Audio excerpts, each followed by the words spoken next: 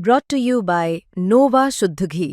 जब जब खाए दिल खुश हो जाए, सदियों का नोवा शुद्ध देसी घी, सपना स्वस्थ भारत का।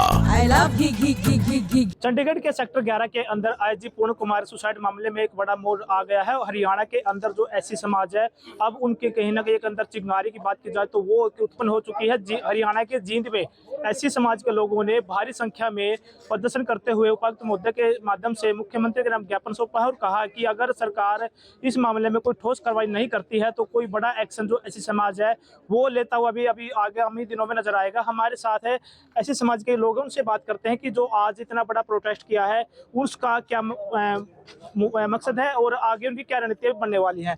हाँ जी प्रधान जी, आपसे बात करते हैं। जो घटना चंडीगढ़ के सेक्टर 11 में घटी, उसको लेकर अब एससी समाज क्या सोचता है, क्या उम्मीद रखता है, न्याय मिलेगा सरकार से, क्या उम्मीद है? देखिए, हमने अपनी जो मांग है वो आज राष्ट्रपति महामहिम के पास में भेजी है ज्ञापन के माध्यम से। और जींद से जो ये एक चिंगारी फूटी है, ये कब ज्वाला बन के खड़ी हो जाएगी इसका अनुमान भी नहीं लगाया जा सकता। और हम जितनी भी सरकार है उसको चेताना चाहते हैं कि भाई ये आज इस ट्रेलर के को सिर्फ और सिर्फ फिल्म ना समझा जाए। ये तो एक छोटा सा नमूना था जो हमने मौजूदा जो हमारे जितने भी साथी हैं, कार्यकर्ता हैं, उन लोगों ने इकट्ठे होकर के एक छोटा सा कार्यक्रम किया था। ये तो एक रोष प्रदर्शन किया है। अगर ज़रूरत आन पड़ी तो एक बहुत बड़ा जन आंदोलन जो है इसको हम बढ़ाने का काम करेंगे। और अभी हमने कुछ साथी थे हमारे जो मौजूदा, उनके द्वारा एक फैसला लिया गया है कि भी जल्द भविष्य के अंदर ही रणनीति बना करके हम जो है चंडीगढ़ कूच करने का काम करेंगे। पैदल मार्च जो है एक बहुत बड़ा जल्द से जल्द तैयार किया जाएगा, निकालेंगे। अभी उसके लिए हमारी जो मीटिंग है सभी जो हमारे कार्यकर्ता हैं उनकी होगी और जल्द भविष्य के अंदर बहुत बड़ी यात्रा जो है चंडीगढ़ के लिए कुछ करेगी और इसके लिए सरकार अपना जो है कमर कस ले। प्रधान जी, जो घटना घटी है, क्या मानते हो कि भाई जब अधिकारी के साथ ऐसा टॉर्चर हो सकता है तो और जो आम आदमी है उससे क्या? देखिए, ये एक उदाहरण दिया है, ये एक नमूना है और ये कहीं ना कहीं एक इशारा किया गया है कि भाई जब आप लोगों के इतने बड़े बड़े अधिकारियों को जो सर्वोच्च पद के ऊपर है, प्रथम पद के ऊपर नियुक्त हैं, उन लोगों को हम नहीं बख्शने का काम कर रहे तो हाँ, आप लोगों की हैसियत नहीं है। लेकिन हम उन लोगों को बताना चाहते हैं कि भाई अभी जो बाबा साहब के अनुयायी हैं जो वो जिंदा हैं और किसी भी हद तक जाने के लिए हम तैयार हैं। जिस प्रकार से उन लोगों ने अपनी कमर कस ली है, हम उनसे पहले कमर कसे बैठे हैं। ऐसा ना समझा जाए कि भाई ये समाज के लोग जो है मर चुके हैं, अभी हम जिंदा हैं और उनके लिए हर प्रकार से टकराने के लिए तैयार बैठे हैं। डीजीपी पर बड़े गंभीर आरोप लगे हैं, 13 अफसरों के खिलाफ एफआईआर दर्ज हुई है, तो क्या मानते हो कि सरकार पारदर्शिता से काम करेगी? देखिए, मैनिपुलेशन हर जगह होती है। कहीं भी आप जाओगे तो आप बहुत से ऐसे मामले हैं जिनके अंदर जो सरकार के अधिकारियों की और सरकार के नेताओं की जो है मैनिपुलेशन मिलती है। कहीं ना कहीं आशंका की जा सकती है क्योंकि जिस प्रकार के पुलिस के आला अधिकारियों के ऊपर जो है तो वो कुछ ना कुछ इसमें गड़बड़ घोटाला करने की गुंजाइश रखते हैं। लेकिन हम उनको कहना चाहते हैं कि वे बिल्कुल प्योर एंड श्योर जब तक जांच नहीं होगी हम किसी भी प्रकार से शांत नहीं बैठेंगे। हम जो हमारी बहन है, जो उनकी धर्मपत्नी है, हमारे जो डीजीपी साहब थे उनकी जो पत्नी है, उनके साथ में बैठे हैं।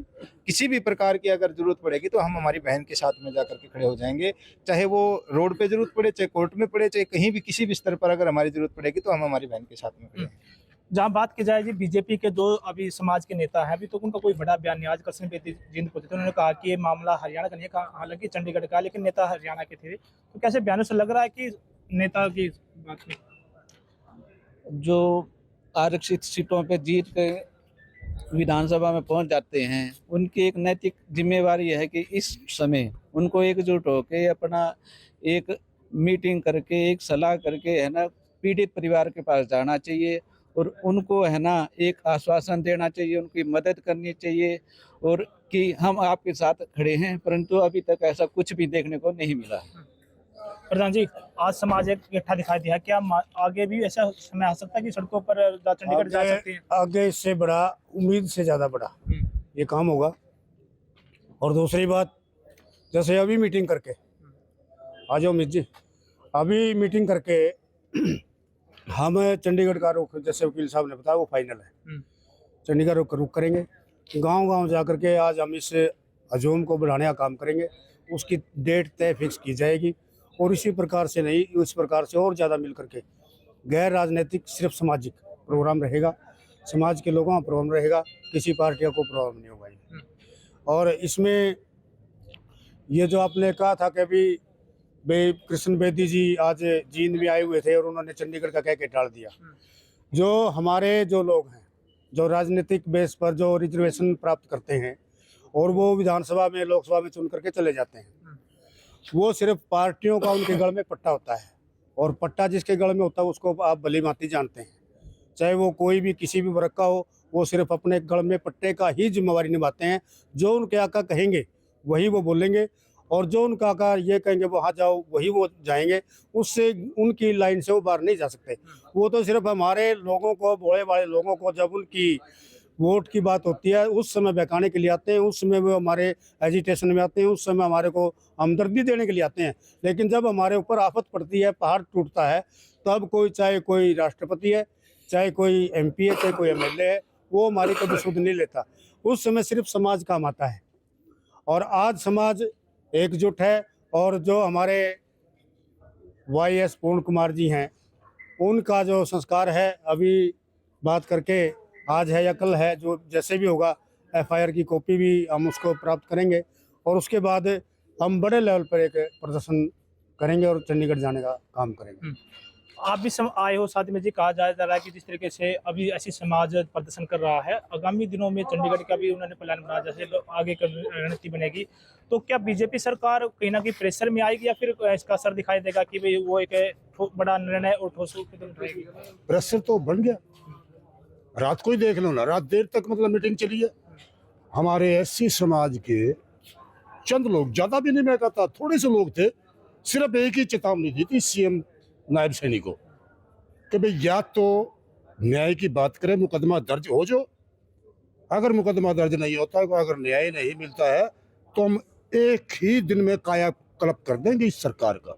और प्रेशर में आया मुख्यमंत्री नायब सैनी, तुरंत प्रभाव से 13 लोगों पे 14 लोगों पे मुकदमा दर्ज हुआ, वो भी SC ST के तहत। और पिछले दौरान आपको पता ही होगा सुप्रीम कोर्ट का फैसला आया है, SC ST का मुकदमा दर्ज होने के बाद किसी भी प्रकार की कोई जांच की जरूरत नहीं है। पहले क्या है तो होता था DSP रैंक का आदमी एक जांच करता था उस मामले की, अब कोई वो नहीं है। अब SC ST अगर मुकदमा दर्ज हो गया उसमें जमानत भी नहीं होगी। ये 13-14 जो IAS IPS अफसर है सारे के सारे अंदर होंगे और इनकी जमानत भी नहीं होगी। ठीक है जी, धन्यवाद जी। तो ये थे हमारे साथ ऐसी समाज के लोगों ने कहा कि आज हमने बड़ा प्रोटेस्ट किया है और आगामी दिनों में अगर सरकार ने परिवार के साथ कोई न्याय करने का काम नहीं किया तो आगे चंडीगढ़ की नीति भी बनाई जाएगी और बड़ा आंदोलन भी हरियाणा की सड़कों पर देखने को मिलेगा। जींद से रण तक के लिए सुनील कुमार की रिपोर्ट।